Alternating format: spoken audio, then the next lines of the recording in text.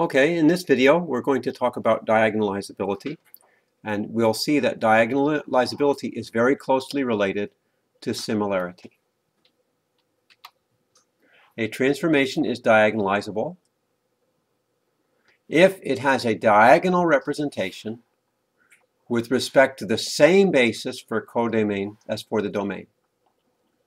All right, that doesn't mean that it's diagonal with respect to every basis. It means there exists at least one basis such that the transformation is diagonal with respect to that particular basis representation. A diagonalizable matrix is one that is similar to a diagonal matrix.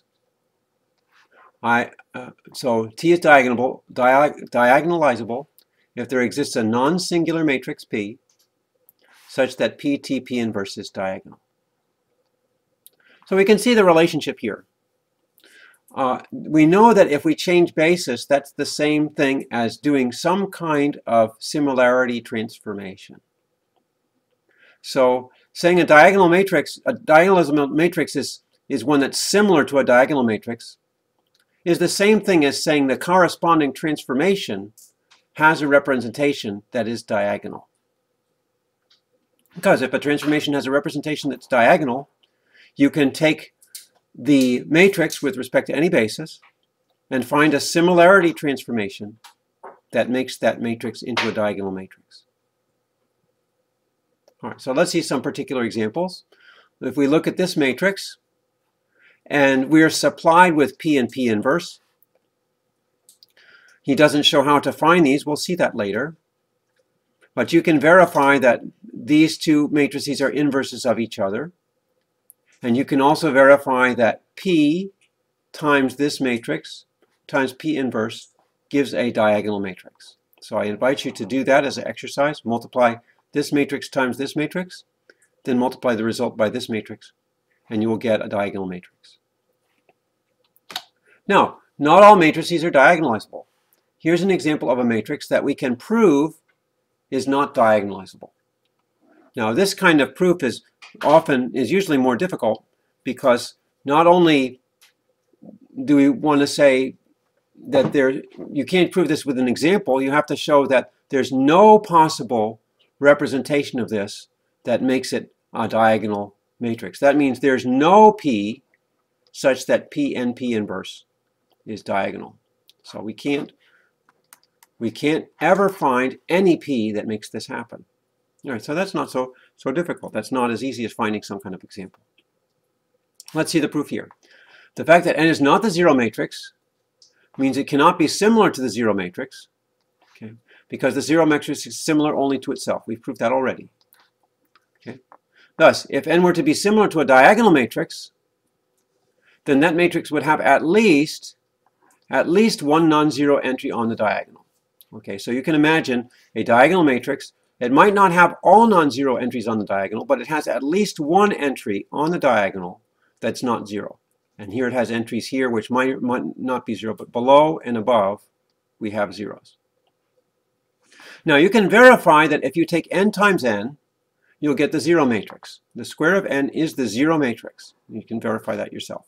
This implies that for any map that represents n, with respect to some particular basis B for the domain and the range, the composition n composed with n is the zero map.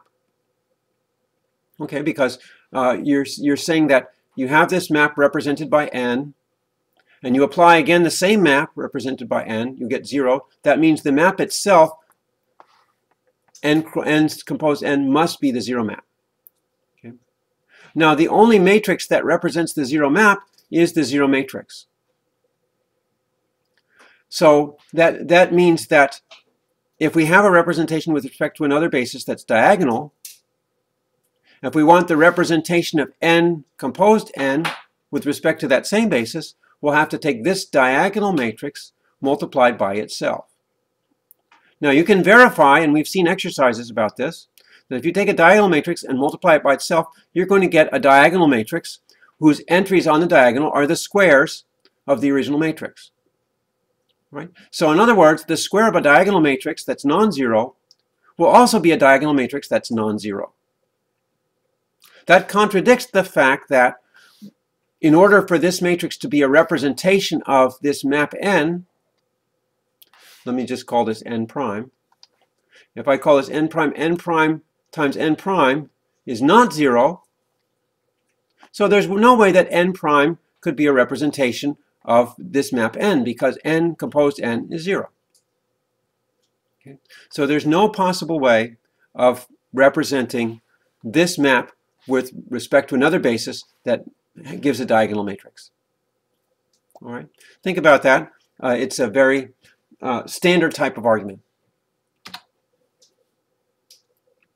Okay, so let's try to characterize matrices that are diagonalizable. A transformation T. All right, so we're talking about transformation. So that's you're going. It's a mapping from a vector space to itself. So a transformation is diagonalizable if and only if there's a basis, beta 1 through beta n, and scalars, lambda 1 through lambda n, such that the map operating on this basis vector is equal to lambda times the basis vector for each basis vector in the basis. All right, let's look at the proof. Now consider diagonal representation matrix. Okay, if we know that the representation of a linear transformation with respect to domain and range bases has this form, that the first column is the representation with respect to the range basis of the first domain vector, and so on. Okay, in this case, the range basis and the domain basis are the same. So we're taking the representation with respect to the basis B of T beta 1. Well, what's that? Well, beta 1 is actually the first basis vector in B. So beta 1 represented in basis B is just 1, 0, 0, 0, 0. Okay. Now we're saying that the transformation of 1, 0, 0, 0, all right, sorry, let me say that. We're saying that this representation is a diagonal matrix. So notice the first column here, lambda 1, 0, 0, 0. What does that mean? That means the representation with respect to B of the transformation of beta 1 must be lambda 1 times the representation with respect to B of beta 1. And this holds for any one of the bases, any one of the columns in this matrix. If I take the last one here, this last column will be the representation with respect to B of the transformation of the final basis vector.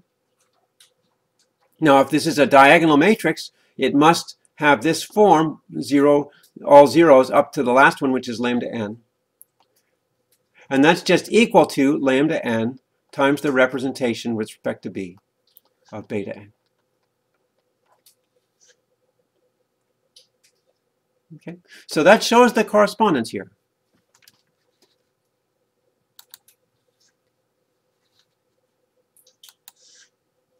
Here it's written out in equation form. The representation with respect to basis B of the transformation of the first basis vector, it's going to be this diagonal matrix, time, which is equal to rep BB, times, now we know that this is equal to rep with respect to B of beta I. Okay, because beta I is the ith element in the basis, so if we have a 1 in the ith place, that's the representation. If we multiply these two together, we get the ith element on the diagonal here, and that verifies this statement here. Okay, so we have that identification between diagonal transformations, diagonalizable transformations, and transformations that have matrix representations like this. Okay, now here we have a matrix that's not diagonal, but you can find a diagonal matrix that's similar by finding an appropriate basis. Let's see how that works. Okay. Let's suppose that T is equal to the representation with respect to the standard basis of a linear transformation. Okay, so this is a way to define a transformation little t that corresponds to this matrix big T. So we want to find a basis B, so the representation with respect to B of this linear transformation has diagonal form, has diagonal entries lambda 1, lambda 2. we have this arrow diagram. This part here talks about the action of matrix T. And what we want to do is find a diagonal matrix so that, we want to find bases here so that the representation of T is a diagonal matrix. We want to find lambda 1 and lambda 2 that makes this true. Well, from the previous lemma, all we have to do is find lambda 1 and find a basis such that the transformation on beta 1 is lambda 1 beta 1. Transformation on beta 2 equals lambda 2 times beta 2. Since we're dealing with a two-dimensional vector space, that's sufficient. Okay, so here's the equations that we want to solve. Here's the matrix T. We want to show that T operating on this vector B1 is lambda 1 times beta 1. And T operating on beta 2 will be lambda 2 times beta 2. Now remember, So here we want to find lambda 1 and lambda 2. And the equations for lambda 1 and lambda 2 both have this form. Now remember, we don't know the betas, we don't know the lambdas, but we do know that we want a vector, we want vectors such that T times that vector is a scalar multiple times that vector. So the equations for lambda 1 and lambda 2 both have this same form. T times vector equals scalar multiple times the same vector. Right. And what are the unknowns here? The b's are unknown and the scalar is unknown. It seems unusual, but in fact we can solve this. We can find the possible values of x from this type of equation. So let's see how that works. Okay, so let's rewrite this as a system. Right? This is actually a linear system of equations because we only have the unknowns b to first order, and we'll treat x as a coefficient. So we're going to treat this as a linear system in B1, B2. So all I've done is taken the B1 over here and merged it with the B1 over here. You can verify that this is simply this matrix equation rewritten as a linear system. Okay. All right, now if you want to show that this is true, if you let lambda 1 be minus 1, if I plug minus 1 into here, that will give me 0 equals 0. And then I can still solve for B1 and B2. Okay, so we'd have B1 and B2. In order to have B1 and B2 solve this, I'd have lambda 1 equal minus 1. I'd plug lambda 1 equal minus 1 in here. That would give me 4 minus minus 1, which is 5. I get 5B1 plus B2 equals 0. And you can solve that.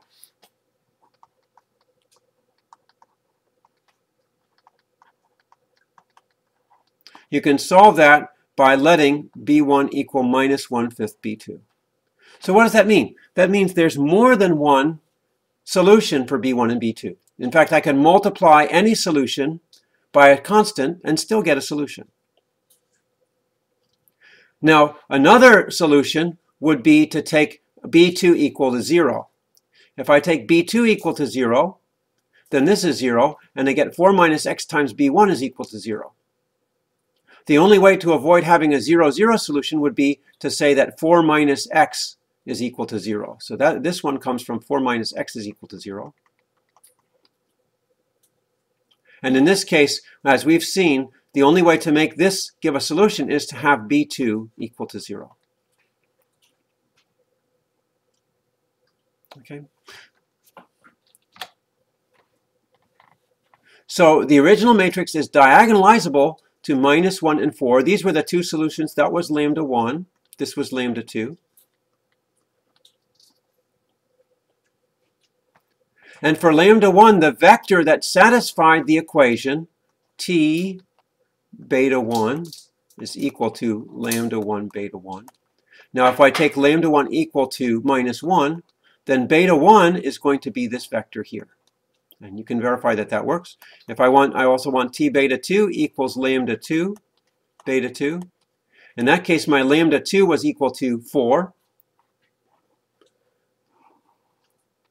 And the beta 2 we saw had to have B2 equal to 0. Now, as I mentioned, you could actually choose B1 to be any scalar multiple of 1. It's convenient to just choose 1. So our two basis vectors for B are here, and we have our diagonalizable matrix. Okay. Now, what you can do is you can check that B, T, B inverse is equal to D.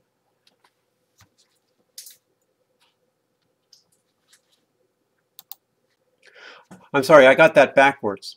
It doesn't turn out to be BT, B inverse equals D, but B inverse TB equals D.